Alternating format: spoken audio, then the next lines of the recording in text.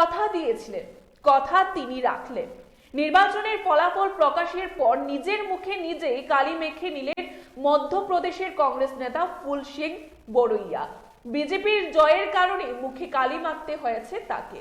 মধ্যপ্রদেশ বিধানসভা নির্বাচনে নিজের কেন্দ্র ভান্ডের থেকে জিতেছেন ফুল সিং, তবে তার দল জেতেনি।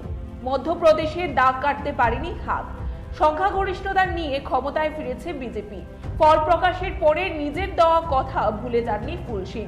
ভোটের আগে ভান্ডেরে মানুষের কাছে ফুল সিং কথা দিয়েছিলেন, মধ্যপ্রদেশ বিজেপি যদি 50টির বেশি আসনে জেতে তবে তিনি নিজের মুখে কালি মাখবেন।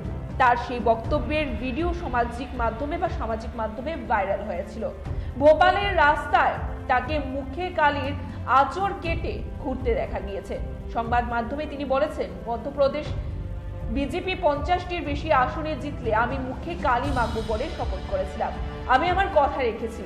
দিগ্বিজয় সিংহ আমাকে মুখে কালি না মাখার জন্য অনুরোধ করেছিলেন, কিন্তু আমাকে আমার কথা রাখতেই হতো। যখন ফুল সিং কালি মেখে ভোপালের রাস্তায় ঘুরছিলেন তার সঙ্গে দিগ্বিজয়ও ছিল।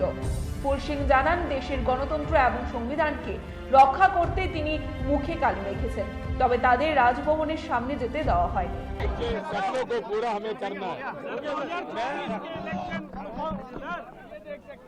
ईवीएम का काला मुंह कर रहे हैं हम लोग। ईवीएम का मुंह काला हो रहा है। ईवीएम का मुंह काला हो रहा है। ईवीएम का और तस्वीरों में देख सकते हैं काला कर रहा है। ईवीएम को काला कर दिया।